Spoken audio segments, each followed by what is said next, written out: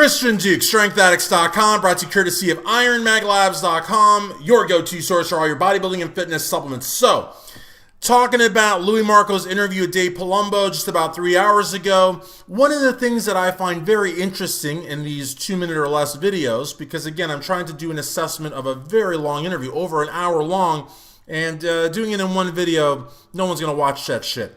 Sorry to curse, Louis. I know you don't like fucking cursing. Sorry about that.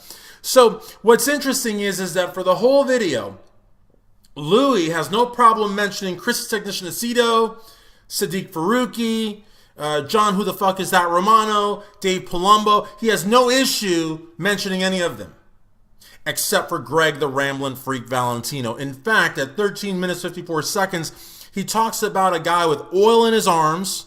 He talks about the same guy calling him irrelevant, and also talks about this unnamed person as going against Palumbo, calling him a hypocrite.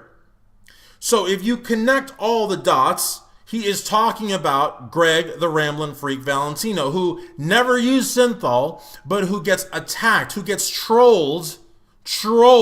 Louis, I know you don't like to be called a troll, but by saying that Gregg had oil in his arms, you are trolling him.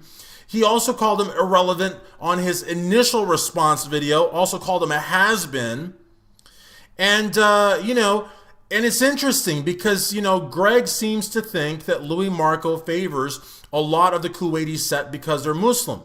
I don't know that I agree with that or not, but Louis seemed to think it very important to say that Chris Aceto was a Muslim convert. I don't know how that relates to anything, but Louis brought it up, so I'm just reviewing his commentary.